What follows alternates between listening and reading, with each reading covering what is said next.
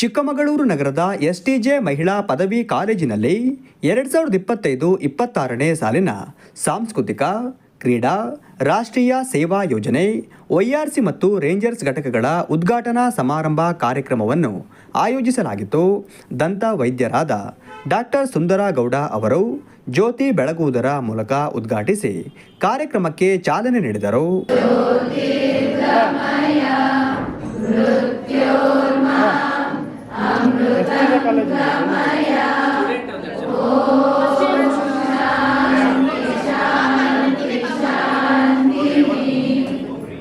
ಬಳಿಕ ಮಾತನಾಡಿದ ಅವರು, ವಿದ್ಯಾರ್ಥಿಗಳು ಶಿಕ್ಷಣದ ಜೊತೆಗೆ ಸಾಂಸ್ಕೃತಿಕ ಹಾಗೂ ಕ್ರೀಡಾ ಚಟುವಟಿಕೆಗಳಲ್ಲಿ ಹೆಚ್ಚು ತೊಡಗಿಸಿಕೊಳ್ಳಬೇಕು. ಕ್ರೀಡಾ ಚಟುವಟಿಕೆಗಳು ದೈಹಿಕ ಮತ್ತು ಮಾನಸಿಕ ಆರೋಗ್ಯವನ್ನು ಸುಧಾರಿಸುತ್ತದೆ, ಶಿಸ್ತು ಮತ್ತು ಸಮಯ ನಿರ್ವಹಣೆಯನ್ನು ಕಲಿಸುತ್ತವೆ, ಬಹಳ ವಿಶೇಷವಾಗಿ ಒತ್ತಡವನ್ನು ಕಡಿಮೆ ಮಾಡುತ್ತದೆ ಎಂದರು. ವಿದ್ಯಾಭ್ಯಾಸ ಅಂತಾರಾಷ್ಟ್ರೀಯ ಮಟ್ಟದಲ್ಲಿ ನಾವು ಎಲ್ಲಾ ರಂಗದಲ್ಲೂ ವಿದ್ಯಾಭ್ಯಾಸವನ್ನು ಮಾಡಿಕೊಂಡು ಬಂದರೂ ಕೂಡ ಆ ವಿದ್ಯಾಭ್ಯಾಸ ನಿಜವಾಗ್ಲೂ ಮಾನವೀಯ ಧರ್ಮವನ್ನು ಇವತ್ತು ಚೇತರಿಸುವಂತ ಕಾರ್ಯವನ್ನು ಮಾಡದಿರುವುದು ನಿಜವಾಗ್ಲೂ ದುರಂತ.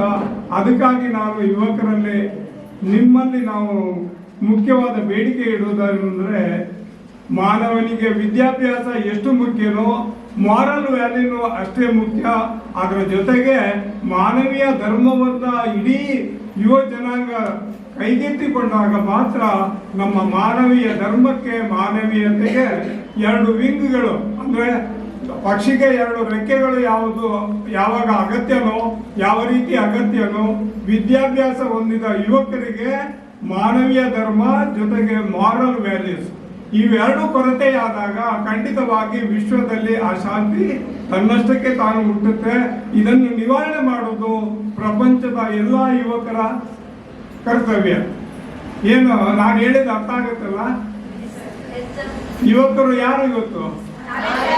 ನೀವೇ ಮುಂದಿನ ಜನಾಂಗ.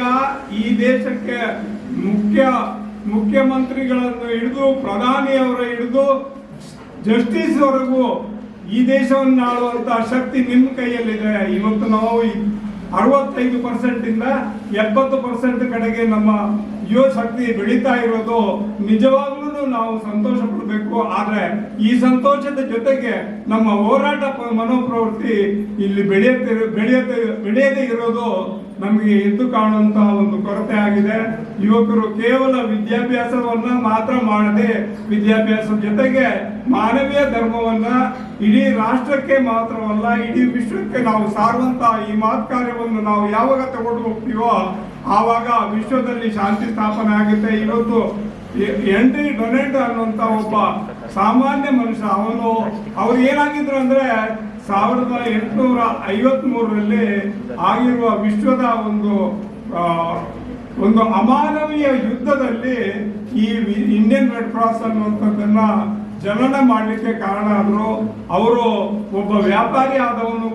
ಆ ಸಂದರ್ಭದಲ್ಲಿ ಇಟಲಿ ಮತ್ತು ಫ್ರಾನ್ಸ್, ಆಸ್ಟ್ರಿಯಾ ಈ ಮಧ್ಯ ರಾಷ್ಟ್ರಗಳಲ್ಲಿ ಘೋರ ಯುದ್ಧ ಆದ ಸಂದರ್ಭದಲ್ಲಿ ಅವರು ಆ ಯುದ್ಧ ಭೂಮಿಯ ಹತ್ತಿರದಲ್ಲಿ ಆ ಯುದ್ಧ ನಡೆದು 15 ಗಂಟೆಗಳ ನಂತರ ಕೇವಲ 15 ಗಂಟೆಗಳಲ್ಲಿ 3 ಲಕ್ಷ ಸೈನಿಕರಲ್ಲಿ ಅರ್ಧ ಸೈನಿಕರು ಸಾವನ್ನು ಅಪ್ಪಿದಂತ ಒಂದು ಸಂದರ್ಭದಲ್ಲಿ ಆ ಆಧುನಿಕತೆಯ ತುಂಬಾ ಕೊರತೆ ಇದ್ದ ಆ ಸಂದರ್ಭದಲ್ಲಿ, ವೈದ್ಯಕೀಯ ಸೇವೆಗಳು ಇಲ್ಲದ ಆ ಸಂದರ್ಭದಲ್ಲಿ, ಆಸ್ಪತ್ರೆಗಳಿಲ್ಲದ ಸಂದರ್ಭದಲ್ಲಿ ಒಬ್ಬ ಮನುಷ್ಯ ತಮ್ಮ ಎತ್ತಿನ ಗಾಡಿಯಲ್ಲಿ ಅಲ್ಲಿ ಆಗಿರುವ ಅನಾಹುತಕ್ಕೆ ತುತ್ತಾಗಿರುವ ಸೈನಿಕರನ್ನ ಮತ್ತೆ ಮರಣ ಹೊಂದಿದ ಸೈನಿಕರಿಗೆ ಶುಶ್ರೂಷೆ ಮಾಡುವ ಮುಖಾಂತರ ಮಾನವೀಯ ಧರ್ಮವನ್ನು 1853ರಲ್ಲಿ ಎತ್ತಿ ಹಿಡಿದಂತ ಒಬ್ಬ ವ್ಯಕ್ತಿ.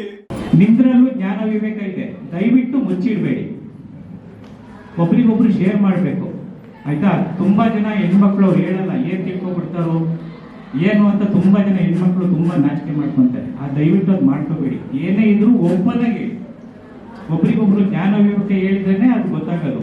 ಈಗ ಪ್ರೊಫೆಸರ್ ಇದ್ದಾರೆ, ಅವ್ರು ಮಾತಾಡಿದ್ರೆ ಅವ್ರಲ್ಲಿ ನಿಜವಾದ ಬಣ್ಣ ಅಂದ್ರೆ ಜ್ಞಾನ ವಿವೇಕ ಏನಿದೆ ಅಂತ ಅವಾಗಲೇ ಗೊತ್ತಾಗೋದು ಅಲ್ವಾ? ಸೊ ಇವತ್ತು ನಾನು ಏನ್ ಹೇಳ್ತೀನಿ, ಇಷ್ಟು ಸ್ಟೂಡೆಂಟ್ಸ್ ಇದ್ದೀರಾ, ದಯವಿಟ್ಟು ಕೇಳ್ಕೊಳ್ಳಿ. ನಾನು ಫಾರಿನ್ ಜ್ಞಾನ ಮತ್ತೆ ಅಲ್ಲಿ ದೇಶ ಸುತ್ತು ಕೋಶ ಓದು ಅಂತ ಹೇಳಿದ್ರು. ಆ ಜ್ಞಾನನ ನಿಮ್ಮ ಜೊತೆ ಶೇರ್ ಮಾಡ್ತಾ ಇದ್ದೀನಿ. ದಯವಿಟ್ಟು ನೀವು ಒಂದು 10 ಜನ 100 ಜನಕ್ಕೆ ಹೇಳ್ಬೇಕು. ಹೇಳ್ತೀರಾ? ಯಾರ್ಯಾರು ಹೇಳ್ತೀರಾ ಕೈ ಎತ್ತಿ. ಕಾರ್ಯಕ್ರಮದಲ್ಲಿ ಎಸ್ಟಿಜೆ ಮಹಿಳಾ ಪದವಿ ಕಾಲೇಜಿನ ಪ್ರಾಂಶುಪಾಲರಾದ ಭಾರತಿ, ಎಸ್ಟಿಜೆ ಮಹಿಳಾ ಪದವಿ ಕಾಲೇಜಿನ ಸಲಹಾ ಸಮಿತಿ ಅಧ್ಯಕ್ಷರಾದ ವಿನಾಯಕ್, ಎಸ್ಟಿಜೆ ಮಹಿಳಾ ಪದವಿ ಪೂರ್ವ ಕಾಲೇಜಿನ ಪ್ರಾಚಾರ್ಯರಾದ ಶಿವನಗೌಡ, ಮುಖ್ಯೋಪಾಧ್ಯಾಯರಾದ ಚೇತನ ಹಾಗೂ ಇನ್ನಿತರರು ಉಪಸ್ಥಿತರಿದ್ದರು.